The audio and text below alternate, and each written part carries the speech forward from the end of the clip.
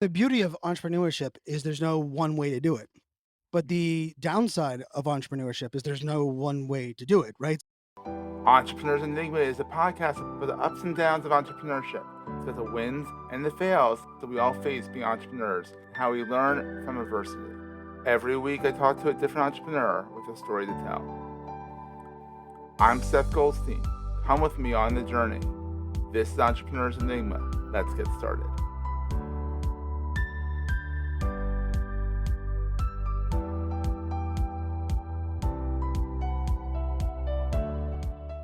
Hey everyone, welcome to another edition of the Entrepreneurs Enigma podcast. I am here with Brian Fanzo, also known as Fanzo, also known as the crazy guy on Instagram, the guy with the cute kids, the guy who's figuring out NFTs live and in real time. For those who don't know Brian Fanzo, should be ashamed because he is literally all over the internet. I mean, he's out there. I don't even know how I first discovered you. Yeah, I don't I know. think I don't know where that was.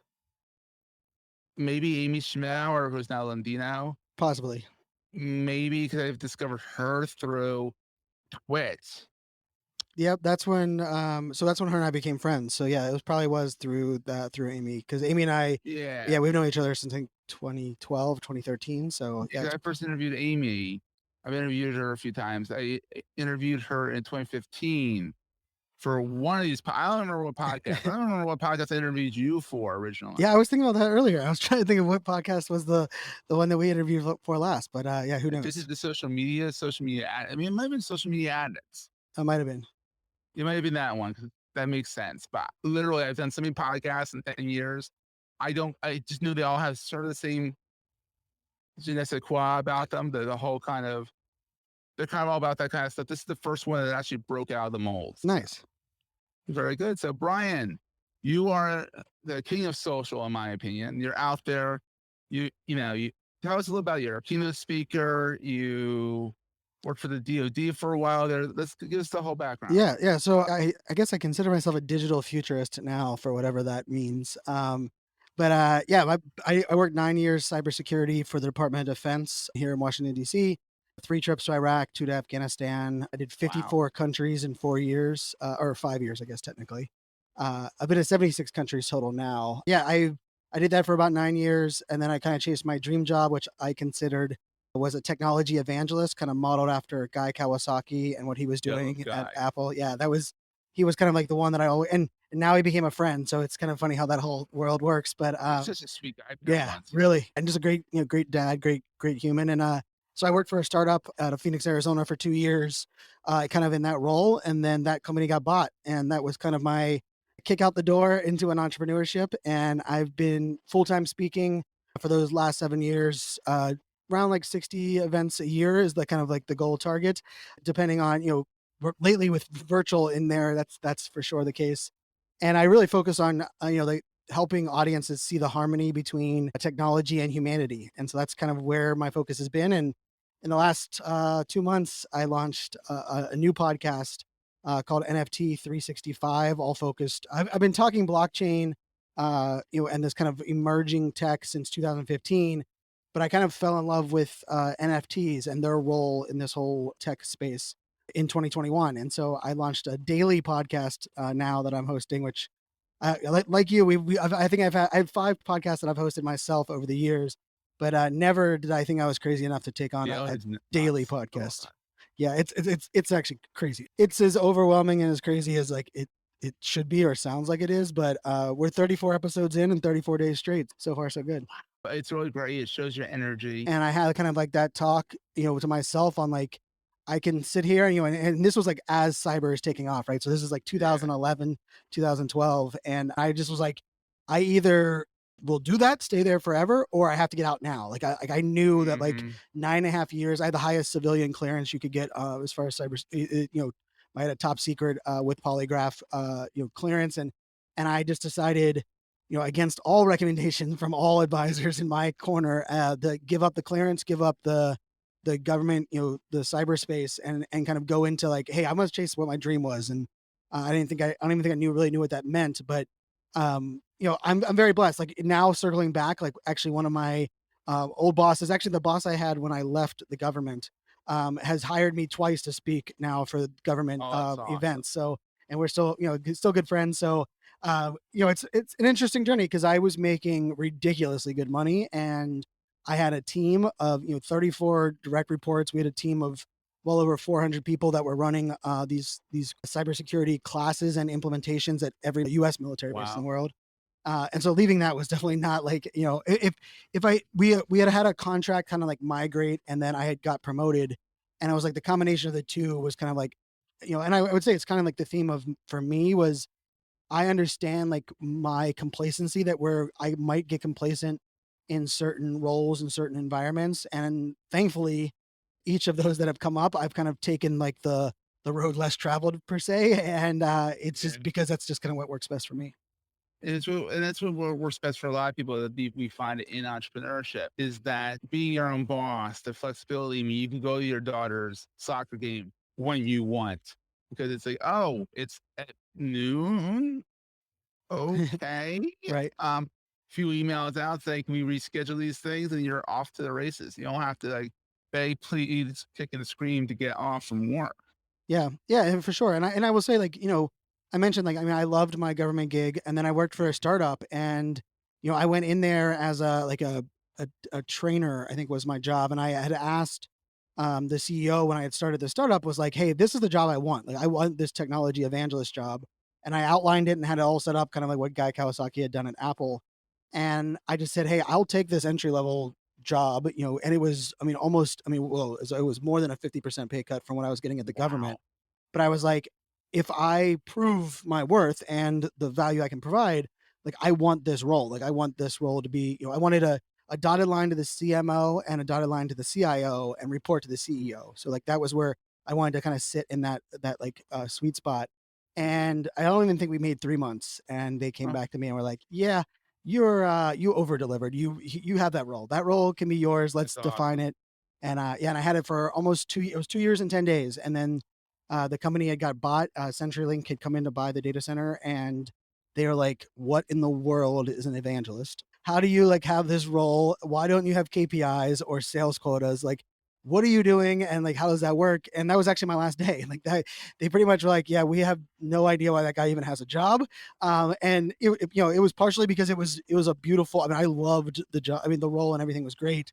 And yeah, and then I left to be an entrepreneur. And I'll say like most of my career I've worked from home.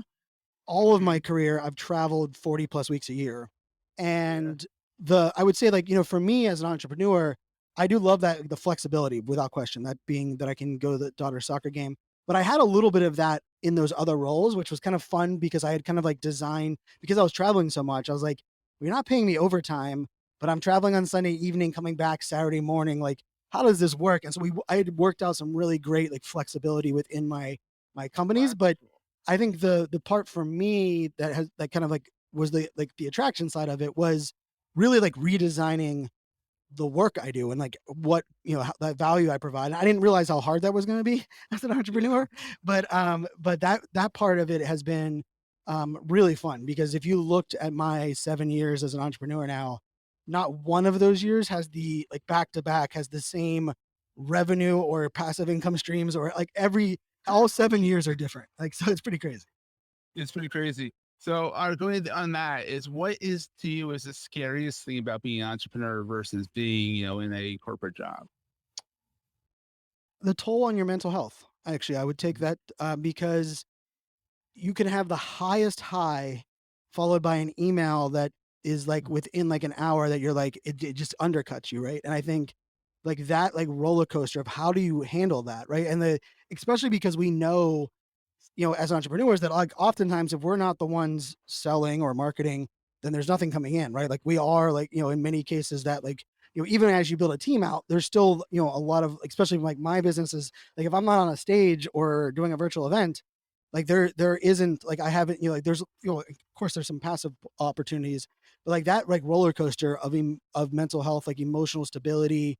And also, like I'm very loud and passionate and optimistic, but I also, will suffer from imposter syndrome and question things I think we often like believe those that like are on stages or not afraid to talk don't suffer from that, but I do as well. And I think, when you're going through that as an entrepreneur, if you get stuck doing it alone or you take everything like, embody it inside of you, it's going to break you. And especially, with the world around us today. So yeah, the mental health side of it is one that is definitely without question, I think the scariest part. We're going to take a quick break, hear from our sponsors, and get right back to the show. I think that's the first time in 45 episodes that someone's actually said mental health.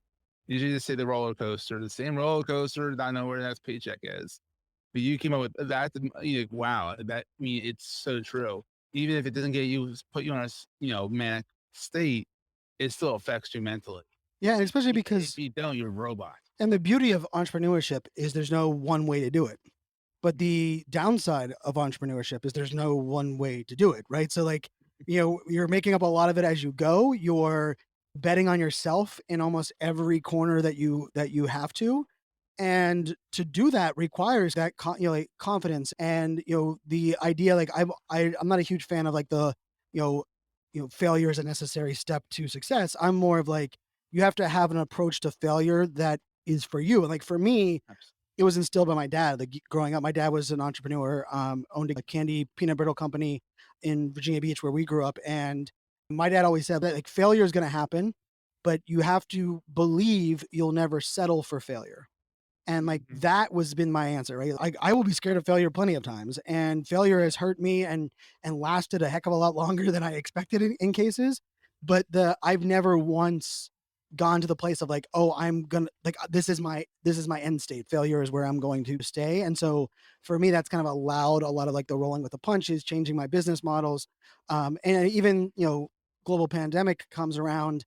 I took 44 phone calls in 2 weeks from public speakers that were part of a mastermind I was in. I was a member of it, but because of my background, the way I've always pivoted and always adjusted, there was 44 speakers that looked like they entrepreneurs that felt like they lost everything and they were all like, I don't know what to do. I mean, it was very devastating in our community. And I was like, hey, let's talk this out. And I took on all those calls, not because I mean, majority of them get paid more than I do to speak. They're a bigger name than I am is in the speaking space, but it was mostly because like, hey, I've had this like roll with the punches, be adapting. Okay, if I lose this income, I'm gonna have to figure out a way to make up for it here. And so I think like that has helped, but the mental health side is and I'm very, for those that, follow me on any social, I'm very open about my ADHD. I'm very open about the mental health side. And I think that helps for me. Like, that's like my way of coping. It's not for everyone. Like, that transparency Yeah, can be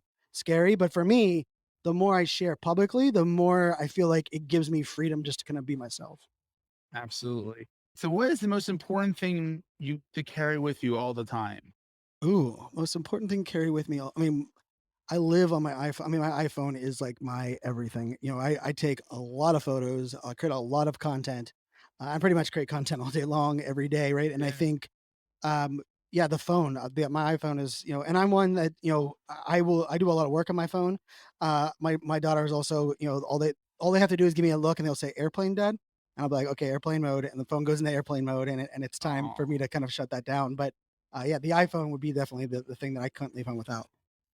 Now, what's the best thing about being an entrepreneur? I would say the best thing I believe is that your connection to what you create is like the beauty, right? Like you are able to create and make an impact in any way that you want to, and that that impact is based on your role, right? There are a lot of like I loved every job I've ever had, but there was a lot of times where I questioned like we did a lot of work in the government and a lot of like we were doing a lot of things, but like what was my impact on like the bottom line and on the executives and like how much was I changing my customers and how like when I was in Iraq the very first time, like I felt like that was the first time I'd ever felt like truly like I was making a difference. We were securing a drone network in Iraq for active duty Marines and Army that were there. And like hearing Wow. them come to me and being like you're helping us secure something that is protecting our troops. And it was like, wow, like that feeling of like seeing it and feeling it and just so much respect for those that are in the military. Like that feeling of like connection to impact is what I feel exists as an entrepreneur as well. Brian, where's I love asking this to someone who's as into social media as I am. Where is the best place for people to find you? So I am everywhere and anywhere. Like literally, I when you hear people say like pick one social network and stick with it, I'm usually pro that. But because I want to be able to help my clients be everywhere, I'm on every single channel with the exact same handle, iSocial Fans everywhere. So I always say like pick your favorite channel, whatever anyone's listening to, whatever is your favorite. Follow me on that channel, and I can guarantee I'm active. I'm creating content.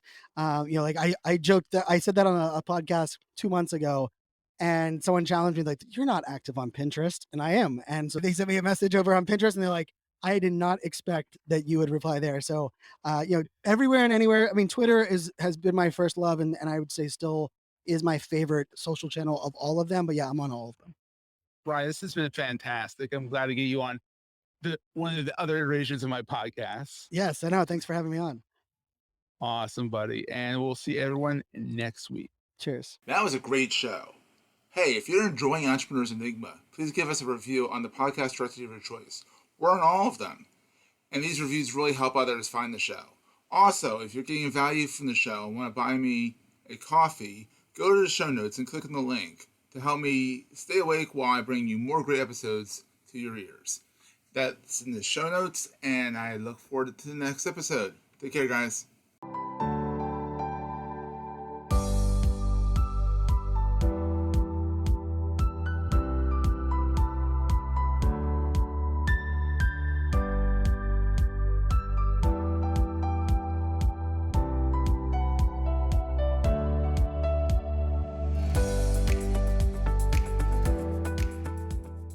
Goldstein Media hopes you have enjoyed this episode.